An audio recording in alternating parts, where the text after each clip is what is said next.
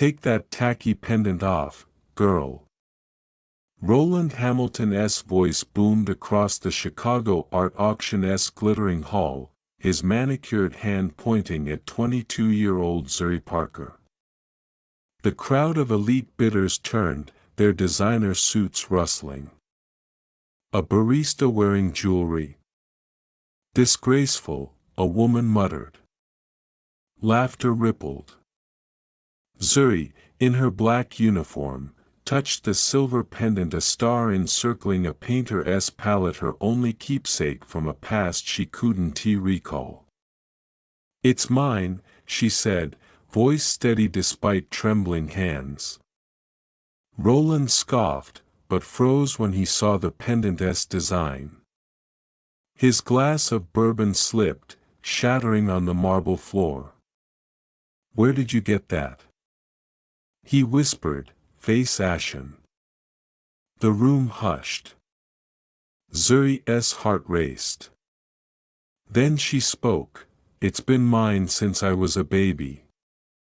And it's tied to your $75 million fraud." The crowd gasped. Phones recorded. What happened next didn't just stun the auction, it unraveled a conspiracy that changed lives. Drop a comment. When have you uncovered a hidden truth? Hit that like button, subscribe, and join Sofia Stories for tales that inspire. Let us begin.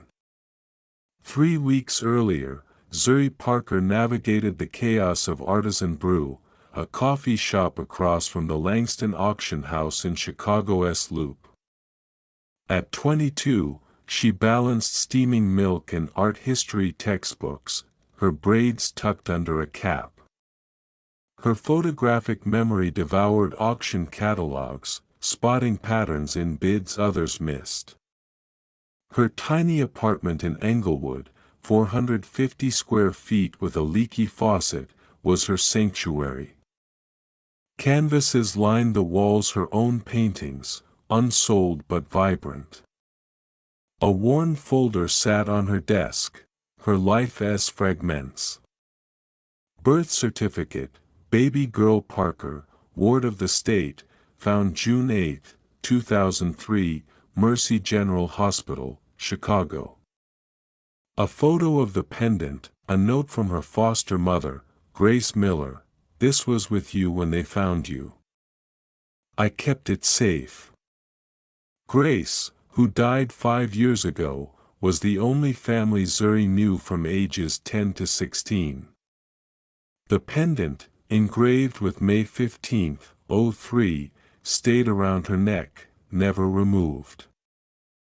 Zuri's best friend, Kayla Brooks, 23, an art student, teased her over coffee. "You're obsessed with that pendant, Zuri. It's probably from a pawn shop." Zuri traced the star. "It's custom, Kayla. Expensive. Someone cared enough to make it." Her dream was to become an art curator, but shifts at Artisan Brew and night classes left no time. Still, she studied auction records, noticing oddities, paintings sold for millions, then resold at losses. Whispers on X hinted at fraud at Langston, but no proof. Roland Hamilton, 78, ruled Chicago's art scene, his $2 billion fortune built on rare impressionist works. His Langston auction house was a global name, but rumors swirled of forged paintings and inflated bids. His assistant, Marcus Tate, 40, managed the deals, his charm masking a ruthless edge. If exposed, Roland faced ruin. If unchecked, families who donated art for charity auctions lost millions. Elise Jordan, 55, a retired curator volunteering at Langston, noticed discrepancies in provenance records but lacked evidence. At Artisan Brew, Zuri served Roland's team daily, overhearing snippets of off-book sales and private buyers. One morning, Marcus dropped a folder. Zuri glimpsed a ledger, Monet, $20 million, redirected. She snapped a photo before returning it, her memory logging every number. That night, she cross-referenced it with auction records on her laptop, finding $75 million in sales to non-existent buyers, funds wired to offshore accounts. "This is fraud," she whispered, heart pounding. 2 days before the auction, Zuri's boss, Lena Carter, 50, called her into the cramped office. "Big event at Langston tomorrow. Double pay, Zuri. Roland Hamilton S. announcing a $300 million art fund for kids." Zuri knew Roland his sharp suits, sharper temper. "Professional attire, no jewelry," Lena warned. "They notice everything." Zuri touched her pendant, nodding, but she'd never remove it. Not for anyone. Across town, at Roland's South Lake Shore Drive penthouse, he reviewed the auction. Above his desk hung a portrait, his daughter, Lena Hamilton, auburn hair, wearing a star and palette pendant, smiling. Dead 22 years, killed in a 2003 hit-and-run, 7 months pregnant. Her pendant, a gift from Roland, vanished from the hospital. His wife, Beatrice, died of grief in 2004. Roland buried his pain in wealth, but the loss lingered. Marcus, noticing his distraction, said, "Lena would love the fund." Roland touched a matching star brooch pinned to his lapel, engraved May 15, 03, the day he collected the set in Paris. "I failed her," he murmured. "And her baby." The hospital reported the infant stillborn after the crash. Roland buried an empty coffin, the pendant gone. The auction night sparkled with wealth. Crystal chandeliers lit 300 of Chicago's elite. Zuri moved through, pouring coffee, invisible. Roland announced his fund, applause echoing.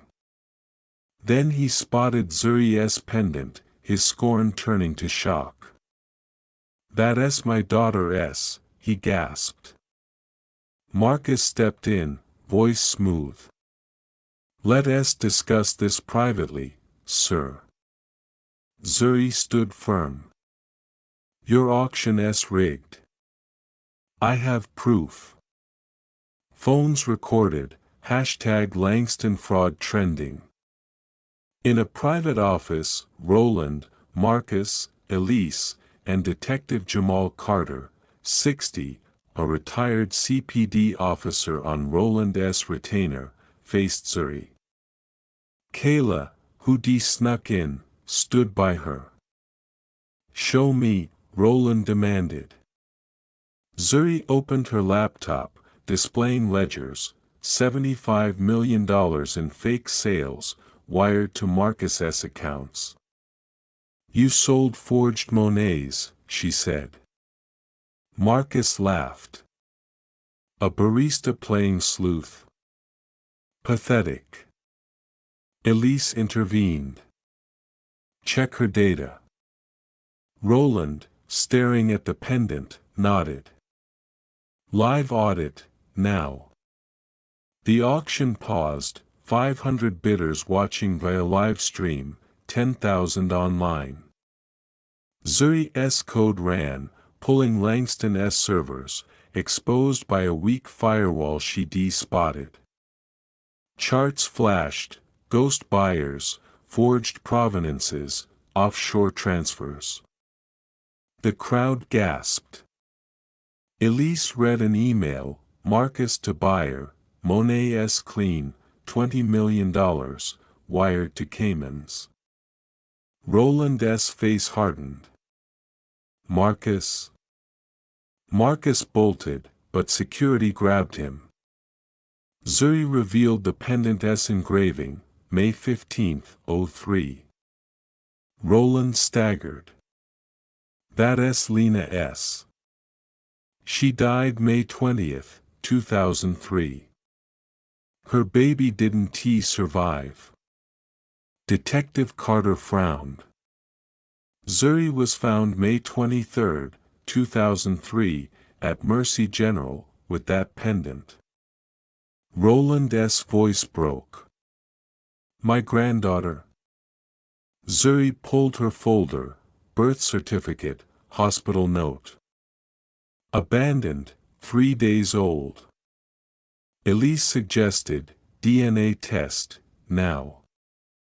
Roland paid for expedited results, his hands shaking.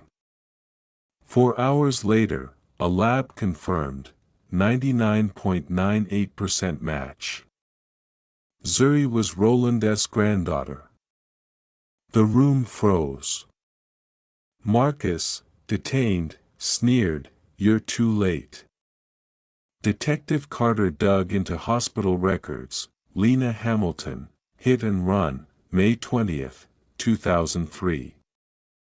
Emergency C-section, infant reported stillborn. Attending physician, Dr. Victor Klein, signed the certificate. A maintenance worker found Zuri days later, pendant pinned to her blanket. Roland demanded answers. Carter traced Klein, now 65, living in Miami. A 2003 wire transfer showed $150,000 from Marcus's account to Klein. He faked the stillbirth, Carter said. Marcus, sweating, admitted, I paid Klein to hide the baby. Lena's estate $800 million went to me if no heir survived. I hired a nurse to abandon her. Zuri's eyes burned. You stole my life for money. Elise uncovered more. Marcus forged paintings, pocketing millions, using Roland's trust. The live stream hit 50,000 viewers, #Zuri saves trending. Roland collapsed, sobbing. I buried an empty coffin, thinking I'd lost you both. Zuri, torn, touched his hand. I survived. I'm here. The next day, Carter arrested Marcus for fraud, conspiracy, and kidnapping. Klein faced charges in Florida. The state froze Marcus's accounts, recovering $60 million for charity. Zuri launched a youth art mentorship program, teaching kids to spot forgeries. Elise led a community art restoration project, preserving local murals. Zuri, now a curator trainee, kept her pendant, a symbol of survival. 5 years later, Zuri, 27, curates at the Art Institute of Chicago, the youngest ever. Roland, retired, funds her programs, their bond growing. They visit Lena's grave monthly, leaving paintbrushes. The restoration project thrives, beautifying Chicago's neighborhoods. Marcus serves life. Klein, 12 years. Zuri's case reformed auction laws, protecting donors. Truth doesn't need wealth, Zuri tells students. Just courage. What truth have you fought for? Comment below, hit that like button, and subscribe to Sofia Stories for more tales of triumph. Share this with someone who needs hope. Until next time.